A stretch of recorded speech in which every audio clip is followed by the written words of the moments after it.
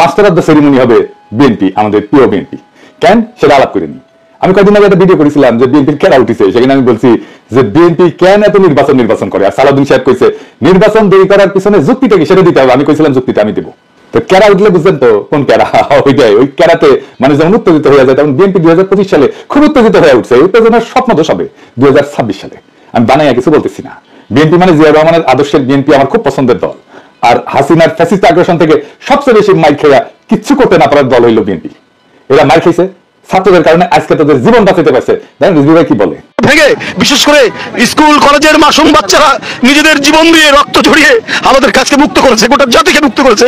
আমি আজকে সেই সমস্ত মাসুম বাচ্চা, স্কুল কলেজের সে সমস্ত ছাত্র ছাত্রীদের যাদের শহীদ আত্মত্যাগের মধ্যে দিয়ে আজকে গোটা জাতি মুক্তি লাভ করেছে এক ভয়ঙ্কর ফ্যাসিবাদ থেকে, সেই সব শহীদদের প্রতি আমার গভীর শ্রদ্ধা জানাচ্ছি।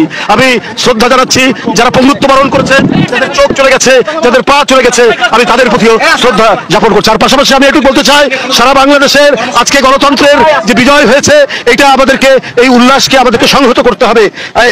আর যখন হাসিনা ছাত্রদের হাতে জয় বাংলা হইলো, তখন বাইরে হইয়া বাঘের মতো গর্জন করা এই দলের নাম হইতেছে বিএনপি। যারা এদের জীবন বাঁচাইলো, যাদের জন্য খালেদা জিয়া আজকে তার ছেলের বাসায়, যাদের আত্মত্যাগে আজকে বিএনপি নেতাদের এত লম্ফজম্প, তারাই নাকি আবার আন্দোলনের মূল মাস্টার মাইন্ড। বাংলাদেশের মানুষকে 16 বছর ফ্যাসিবাদের থেকে বাঁচানোর কি করছে বিএনপি? বাঁচাতে পারছে? 1/11 ঘটানো বন্ধ করতে পারছে?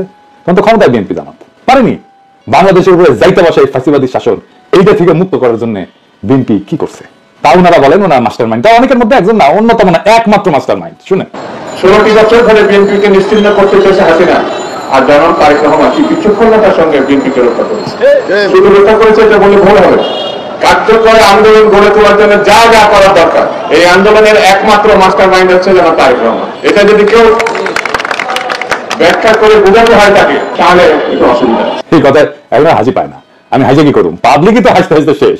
তো বিএনপির কাছে আমার প্রশ্ন, আপনারা যদি আন্দোলন মাস্টার মাইন্ড হবেন, তাহলে আপনাদের 31 দফার একটা দফাতেও এই জুলাই আগস্ট বিপ্লবের আন্দোলনের শহীদদের আহতদের নিয়ে কোনো দফা নাই কেন? 1971 মুক্তিযোদ্ধাদের নিয়ে তো 21 নম্বর দফা আছে। তাদের তালিকা করবেন, স্বীকৃতি দেবেন। 2024 স্বীকৃতি কোথায়? তাদের পুনর্বাসন কোথায়? ভুলে যান না, এটা আপনাদের 2001-2006 অ্যানালগ দেশ না, এটা প্রযুক্তির বিশ্ব। নির্লজ্জভাবে আন্দোলনের ক্রেডিট নেবেন, আবার এইভাবে ধরা খেবেন, আবার ক্ষমতায় যাইবেন। এত খাইতেছেন কেন বাবারা? খাইবেন ভালো কথা, খাওয়ার জন্য তো চাষাবাদ করা লাগে। ছাত্রদের কি হালের বলদ পেয়েছেন যে তাদের ময়দা খেতে চাষ করা ক্ষমতা যাওয়ার স্বপ্ন দেখবেন? এই স্বপ্ন আপনার স্বপ্ন দোষ হবে 2026 সালে। চলেন দেখি কেন। 2026 বাংলাদেশের জন্য খুবই জটিল, খুবই কঠিন, খুবই অনিশ্চিত একটা বছর হবে। বাংলাদেশের মানুষকে হাসিনা সরকার উন্নয়নের যে মূলা দিছিল, ওই মূলা খেত দেখা 2021 সালে আমাদেরকে অনুন্নত রাষ্ট্র থেকে উন্নয়নশীল রাষ্ট্রের মর্যাদা দেওয়া হয়েছিল। মর্যাদা না, কিন্তু এই উন্নয়নশীল রাষ্ট্র হিসেবে বাংলাদেশের জন্য অপেক্ষা করতেছে কি কঠিন চ্যালেঞ্জ। সব চ্যালেঞ্জের কথা আজকে কমু না, তবে আমরা মাঝে মাঝে বিএনপি এইভাবে পরীক্ষা নিব। আপনাদের প্রথম চ্যালেঞ্জ হলো, সব চ্যালেঞ্জের কথা আজকে কমু না, আজকে কয়েকটা চ্যালেঞ্জের কথা কমু, বাকিগুলো খুঁজে বের করেন। আপনারা তো বহুত বুঝেন, সবার তো বেশি বুঝেন। আমাদের প্রথম চ্যালেঞ্জ হলো 2026 সাল থেকে আমরা ইউরোপিয়ান বাজারে জিএসপি প্লাস পাবো না। জিএসপি হলো সেই মেকানিজম যেভাবে ইউরোপিয়ান বাজারে আমাদের পণ্যের, বিশেষ করে গার্মেন্টসের শুল্কমুক্ত প্রবেশ নিশ্চিত করা হয়। এর মধ্যে অন্যতম হইল তৈরি পোশাক শিল্প। 2026 সালে জিএসপি প্লাস পাওয়ার অন্যতম শর্ত হইল সুশাসন, কলকারখানার শ্রমিকদের অধিকার নিশ্চিত করা।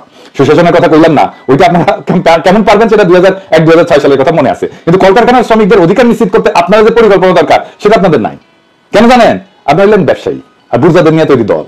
গরিব মানুষরা রক্ত দেয় আর বড়রা মাখন খায়।